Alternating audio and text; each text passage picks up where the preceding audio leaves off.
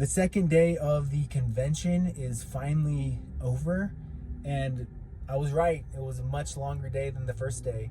The first day, I'm just sort of finding my wings when it comes to talking to people and introducing myself and getting out my business card and asking for money.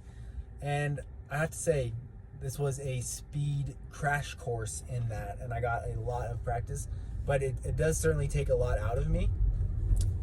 But oh my God, the drama at the convention was crazy. So you know that there's like 6 candidates running for Utah House District 1, but what a bloodbath. They all got up there and gave speeches, and Ben McAdams just got booed. Not most of the crowd, but there was a vocal section of the crowd that were screaming out to him, "Free Palestine, and you have blood on your hands, you're a murderer." And obviously, the Israel-Palestine issue is a very important issue to voters. It is why Kamala Harris lost her election. It's because she would not take a strong stance.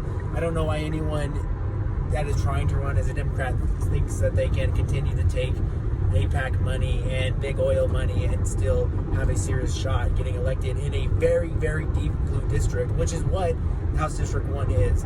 Nate Lewin, obviously, he spent all day apologizing. No one asked him about policy. No one asked him about his positions. Everyone wanted to ask him about his old Reddit post. And so he spent all day apologizing for that. Credit to him, he did go to the LDS Democrat caucus and apologize to them. So he's making the rounds. Ava Chavez Lopez, I don't know if you guys heard about her. She's a Salt Lake City councilwoman who had a wonderful political career until a few days ago when a story drops basically accusing her of being a serial sexual predator. So apparently she's coming on to all these women she works with extremely aggressively and just being extremely unprofessional and creepy. So that's all alleged. I tend to believe it because there was so many people who came out and said this happened, and it was all very similar situations. And then we also had Luis. He's a one Democratic socialist who is proud, out and loud and proud about being a socialist for Utah House District 1. I met him. He's kind of a cool guy. I have a feeling he's maybe not going to get the nomination. But the cool thing about the nomination process for Utah House District 1 is there's going to be a ranked choice voting primary. So even though there were some very angry people angry with Ben McAdams, I wouldn't be surprised if he still comes out getting the nomination. I'm rooting for Bluin. I know that he upset a lot of LDS folks out here with his old attitudes towards the church, but I do believe people can grow and change, and I also know that a lot of young millennial and Gen Z candidates are going to have a few things in their digital history that they're not too proud of. Don't go check my tweets, please.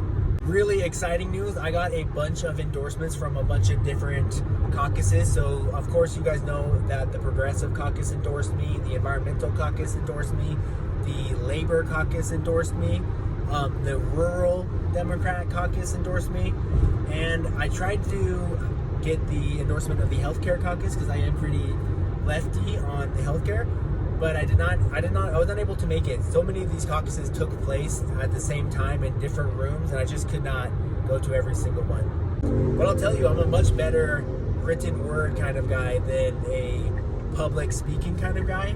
But after today and giving so many of these little short speeches, I feel much more comfortable in front of a crowd, much more comfortable talking to people, so that's exciting. I also found a bunch of new resources that I didn't even know existed that are probably going to be very helpful for me in the rest of my campaign. And honestly, if you are a rural progressive Democrat, if you're out here in Utah and you are surrounded by a sea of red and that's what it feels like, I just want to tell you guys that's not what it is. There are Democrats, there are left-leaning people all over Utah, and we got a deep, deep blue dot now in a sea of purple, and that's how you should feel about the future of the party out here and the future of your work as an organizer and a left-leaning person here in the state of Utah.